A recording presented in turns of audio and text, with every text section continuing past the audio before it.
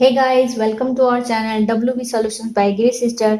हमारा chapter number 4 matter atomic structure start हो चुका है और आज यहाँ पे हम लोग उसका लास्ट करेंगे, क्योंकि हमारा इससे भी 4 वीडियो बन चुके हैं इसके ऊपर। और आप लोगों ने नहीं देखा है तो आप हमारे प्रीवियस वीडियो लिंक पे जाके देख सकते हैं। और आज हमारा यहाँ पे जो है वो इम्पोर्टेंस ऑफ मोल और उससे रिलेटेड सम्स हैं, न्यूमेरिकल्स हैं, उसको हम लोग आज कंप्लीट करेंगे। So let's start. मोल का महत्व यानी इम्पोर्टेंस ऑफ मोल क्या है। देखिए, यह पदार्थ के 6.023 × 10⁻23 कणों को व्यक्त करता है। किसी तत्व के एक मोल का द्रव्यमान उसके 6.023 ×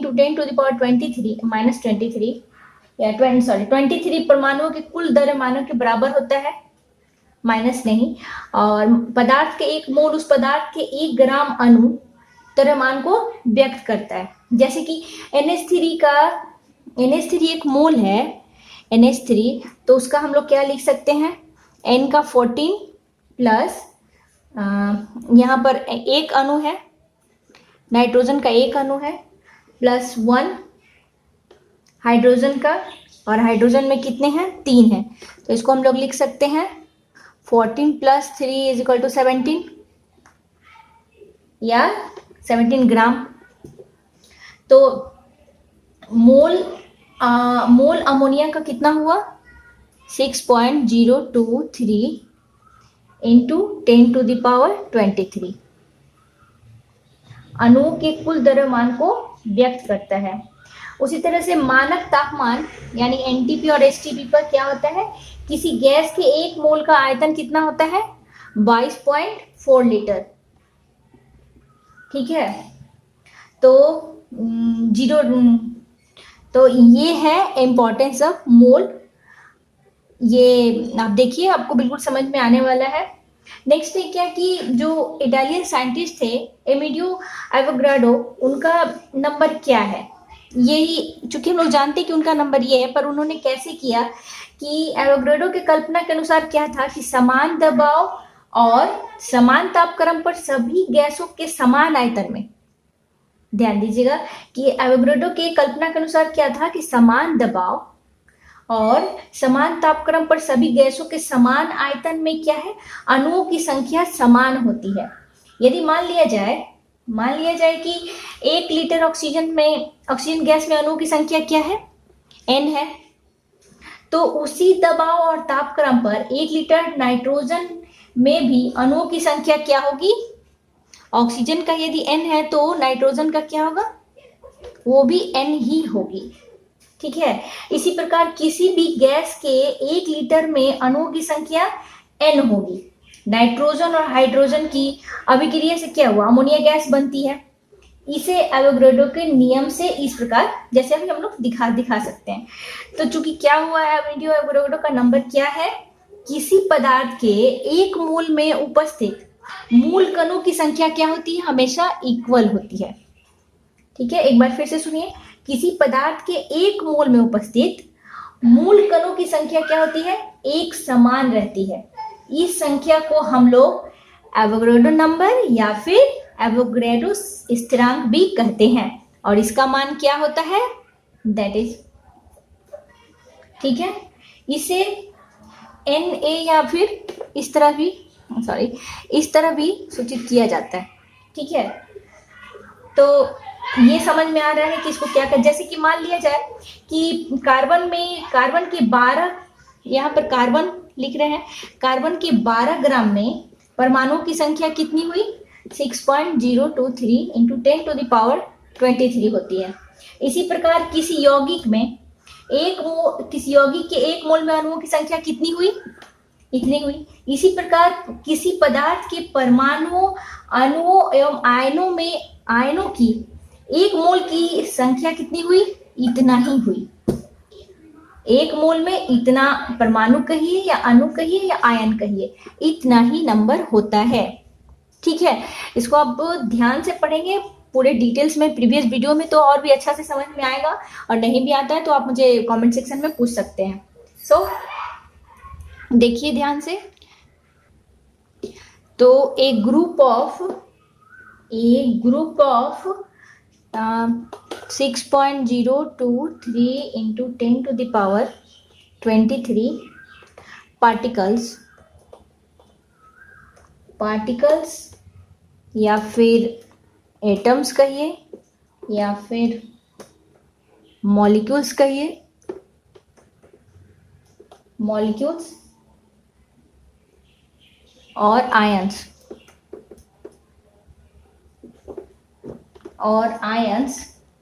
ऑफ ए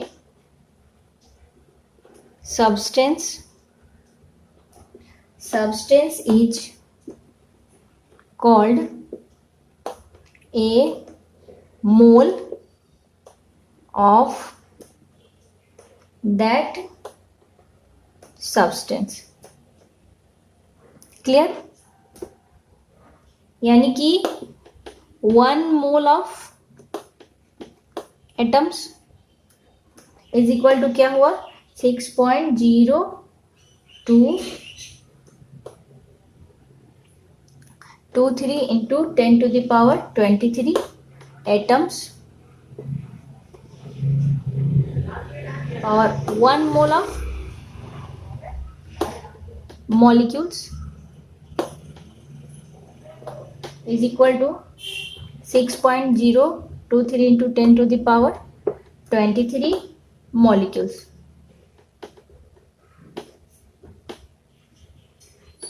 अब जैसे कि 1 atom of oxygen, 1 mole of oxygen atom भी इतना हुआ, 1 मॉलिक्यूल्स ऑफ ऑक्सीजन, यानी जब ऑक्सीजन एटम लिखेंगे तो चूंकि O लिखा जाएगा, मॉलिक्यूल्स लिखा जाएगा तो O2 लिखा जाएगा. क्लियर है? तो यहाँ पर ऑक्सीजन एटम लिखे जाएंगे और यहाँ पर क्या लिखा जाएगा, मॉलिक्यूल्स लिखा जाएगा. इन दोनों में भी यही नंबर होता है. ठीक है, तो इसी नंबर को this number is represents a mole is known as Avogadro number. Understand? So we have just studied that कि 1 mole of atoms of an element is equal to लिख सकते हैं ग्राम atomic mass of the element is equal to, इसको क्या लिख सकते हैं 6.022 कहिए या फिर 23 भी कह सकते हैं. क्योंकि ये वैल्यू बढ़ते जाता है तो लास्ट में 23 भी लगा सकते हैं या फिर 22 भी लिख सकते हैं. सो इसमें कंफ्यूजन की कोई बात नहीं है. ठीक है, 10 to the power 23 एटम्स, यानी इसके बराबर ये हुआ और इसके बराबर क्या हुआ, ये हुआ. यानी 1 mole of atoms is equal to gram atomic mass. ठीक है, क्लियर है? सेकेंड रिलेशन क्या हुआ, ये फर्स्ट रिलेशन है. आप सेकेंड रिलेशन देखिए, इससे हम लोग क्या करेंगे, सम और न्यूमेरिकल्स करेंगे. So 1 mole of atoms is equal to क्या हुआ 6.023 into 10 to the power 23.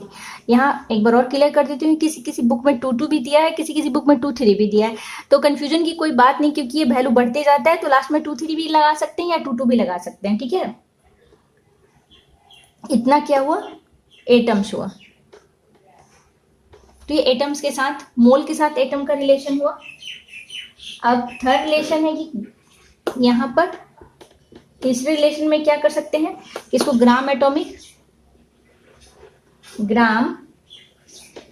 Atomic mass is equal to 6.023 into 10 to the power 23 atoms. ठीक है, सम है इस रिलेशन पे, तो उसको हम लोग सॉल्व करते हैं कि how many moles are 5 gram of calcium. ठीक है, तो हम लोग क्या जानते हैं कि वी नो दैट कि 1 मोल ऑफ एटम्स, यहां से 1 mole of atom is equal to क्या है, देखिए ग्राम एटॉमिक मास है ना, ग्राम एटॉमिक मास, ग्राम एटॉमिक मास, ठीक है। यानी कि तो हम लोग लिख सकते हैं कि 1 mole of calcium atoms is equal to gram atomic mass of Ca, ठीक है। यानी कि ग्राम एटॉमिक मास कितना हुआ कैल्शियम का, यहाँ पे दिया हुआ है, इस सम में दिया हुआ है कि ग्राम एटॉमिक मास है 40 U, ठीक है। कैल्शियम का 40 U यानी कि 40 ग्राम। तो नाउ तो 40 gram of calcium is equal to क्या लिख सकते हैं, 1 मोल ऑफ कैल्शियम, ठीक है, क्लियर है। तो 5 ग्राम ऑफ कैल्शियम क्या होगा कि 1/40 इंटू 5 मोल, समझ में आया, यानी कि 1/8 मोल, यानी कि 0.125 मोल। यानी कि कितना हुआ, there are 0.125 mole in 5 gram of calcium, ठीक है, 5 ग्राम ऑफ कैल्शियम इतना मोल है। तो इसको हम लोग एक अदर फॉर्मूले से, चूंकि ये ऐसे लिखा हम लोगों ने, ऐसे बनाया, यदि हम नंबर ऑफ मोल्स के अनुसार करें तो क्या कर सकते हैं, देखिए नंबर ऑफ मोल्स लिख सकते हैं, तो number of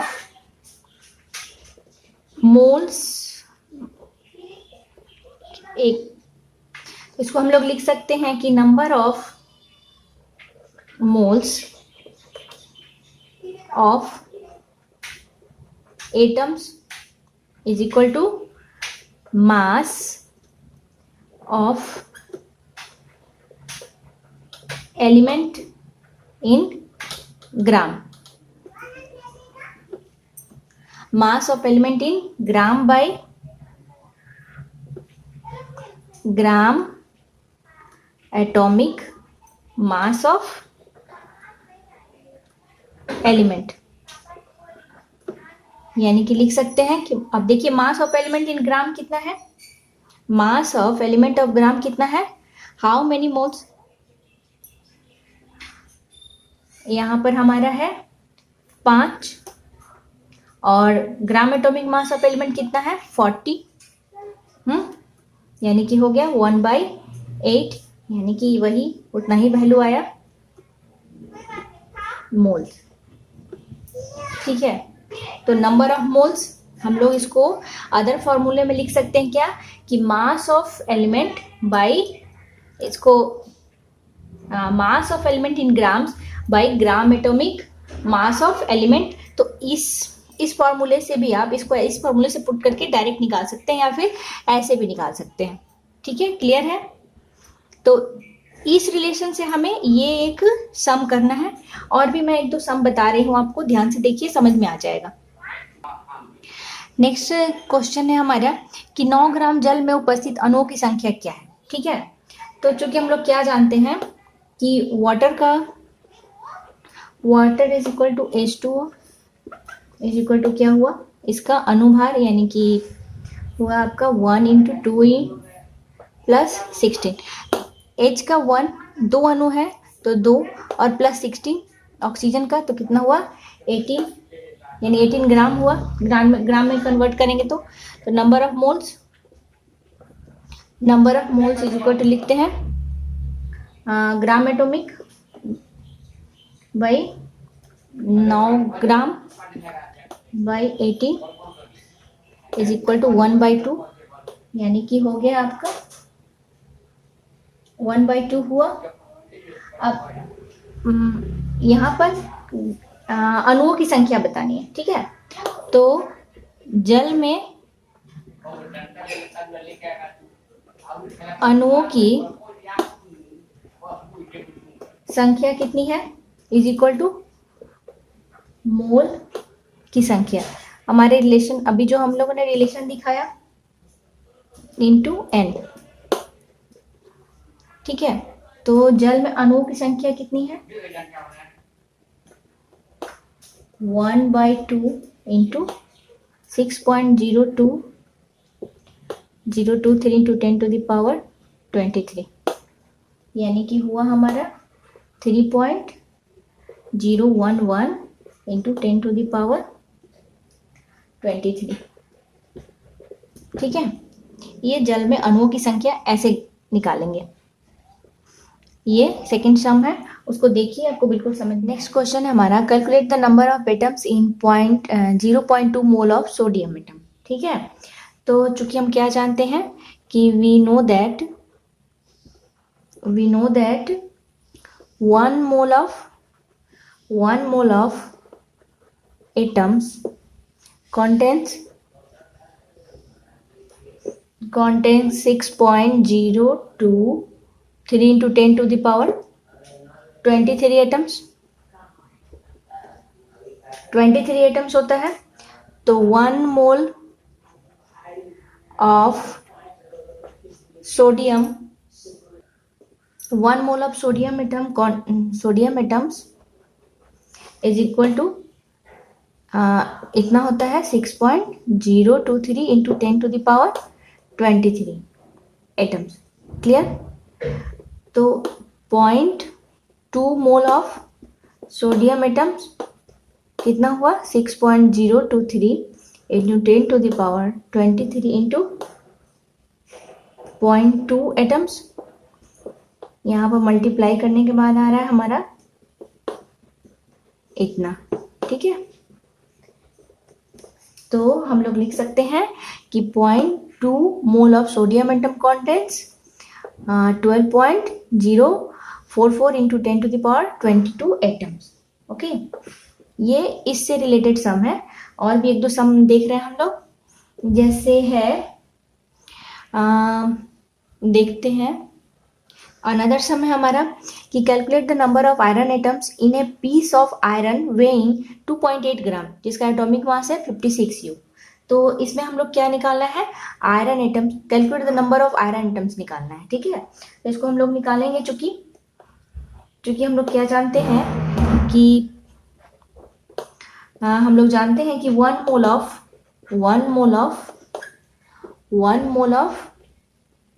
iron contains 1 mole of iron is equal to gram, contains नहीं लिखे, 1 mole of iron is equal to gram atomic mass of iron, यानी कि कितना हुआ 56 ग्राम, यहाँ दिया हुआ है ग्राम एटॉमिक मास 56 ग्राम। तो हम लोग जानते हैं कि 1 mole of iron element contains 6.023 into 10⁻23 atoms of iron,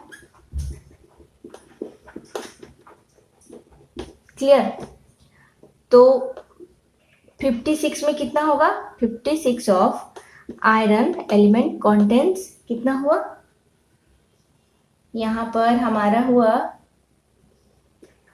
ये देखिए 1, यानी कि ग्राम एटॉमिक मास हुआ ना। तो यहाँ पर हम लोग क्या लिख सकते हैं कि यही वैल्यू, क्योंकि ग्राम एटॉमिक मास इक्वल है 1 मोल ऑफ आयरन के इक्वल कितना है ग्राम एटॉमिक मास। तो यहाँ पर ये दोनों इक्वल हो गए, तो 2.8 gram of iron element contains कितना हुआ 6.023 इंटू 10⁻23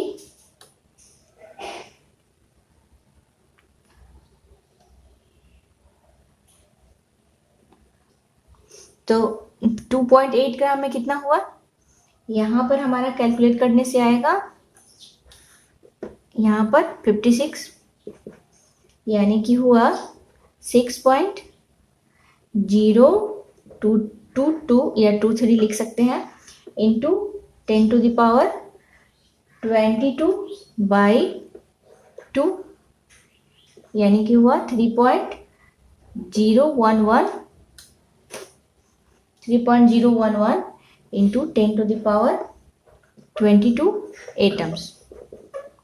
क्योंकि 56 ग्राम में इतना है तो 1 ग्राम में कितना होगा, ये से डिवाइड हो जाएगा, और 2.8 ग्राम में कितना होगा, इतना होगा, और उसके बाद ये कैलकुलेट करके हम लोग इतना एटम्स निकालें। अब ये हुआ तो मोल पे न्यूमेरिकल्स हुआ या सम कहिए, और मॉलिक्यूल्स पे भी हम एक दो देख लेते हैं कि उसमें भी क्या क्या होता है। ठीक है, तो क्लियर हो जाएगा कि हमारा ये कॉन्सेप्ट क्या है। ठीक है, इस क्वेश्चन है हमारा कि convert 22 gram of carbon dioxide into moles. तो इसको हम लोग क्या करेंगे कि एक अनदर फॉर्मूले से कि number of moles of molecules, ये मॉलिक्यूल्स हुआ तो mass of substance in grams by gram molecular mass of substance. ठीक है, तो यहाँ पर हमारा देखिए मास ऑफ सब्सटेंस कितना है, मास ऑफ सब्सटेंस है 22 ग्राम है, और ग्राम मॉलिक्यूलर मास ऑफ सब्सटेंस कितना है, इसको हम लोग कन्वर्ट करते हैं CO2 मीन्स कार्बन, यहाँ दिया हुआ है 12। ठीक है, और ये 1 मॉलिक्यूल है तो इंटू 1, और प्लस ऑक्सीजन कितना है, ऑक्सीजन है हमारा 16, 1 मॉलिक्यूल का, और ऑक्सीजन 2 मॉलिक्यूल है तो कितना हुआ 12 प्लस 32 इज इक्वल टू 44 ग्राम। तो यहाँ पर ग्राम मॉलिक्यूलर मास कितना हुआ 44 ग्राम, यानी हमारा हुआ 1/2 यानी कि 0.5 मोल। क्लियर, तो ये एक अनदर फॉर्मूला है, इससे भी हम इस तरह भी डायरेक्ट निकाल सकते हैं। ठीक है, नेक्स्ट हम लोग आते हैं एनटीपी और एसटीपी वाला क्वेश्चन करते हैं एक दो। ठीक है, तो इससे भी क्लियर हो जाएगा कि क्या है, उससे भी कि हाँ इस तरह के सम आएंगे तो आप कैसे हैंडल करेंगे, उसके साथ कैसे डील करते हैं। तो अनदर क्वेश्चन है हमारा कि find the volume of 5.6 gram of nitrogen at NTP. ठीक है, तो नाइट्रोजन 1 मोल ऑफ नाइट्रोजन लिख सकते हैं, 1 mole of nitrogen is equal to क्या लिख सकते हैं 14 इंटू 2, क्योंकि 14 1 मॉलिक्यूल या 1 मोल कहिए तो हो गया 28 ग्राम। ठीक है, तो 5.6 gram of nitrogen is equal to होगा 5.6 by 14 into 2 is equal to हुआ आपका 0.2 मोल। क्लियर, ये देखिए 1 मोल ऑफ नाइट्रोजन इतना होता है, तो 5.6 ग्राम में कितना हुआ, इतने मोल हो गए। अब इसको हम लोग एनटीपी पे निकालते हैं। ठीक है, तो चूंकि हम लोग क्या जानते हैं, चूंकि हम जानते हैं कि 0.2 mole of nitrogen at volume of nitrogen at NTP is equal to number of moles into molar volume, ठीक है। तो यहाँ पर हमारा आया 0.2 इंटू 22.4 लीटर, क्योंकि 1 mole of nitrogen at NTP कितना हुआ, number of moles into molar volume. तो 0.2 इंटू 22.4 लीटर या 22.4 लीटर, तो हमारा आ गया 4.48 लीटर। तो 0.2 mole of nitrogen at NTP कितना हुआ? इतना हुआ। तो इससे रिलेटेड और भी कोई सम होगा तो आप लोग आराम से करिए, और कुछ भी प्रॉब्लम होता है तो आप मुझे कमेंट सेक्शन में लिख सकते हैं। तो इस तरह से हमारा ये चैप्टर कंप्लीट हो गया है, और आप भी देखिए आपका भी कंप्लीट हो जाएगा। कुछ प्रॉब्लम होने पे आप मुझे पूछ सकते हैं। सो कीप वॉचिंग, और अपना ध्यान रखिए और ठीक से पढ़ाई करिए। Okay, thank you, bye bye.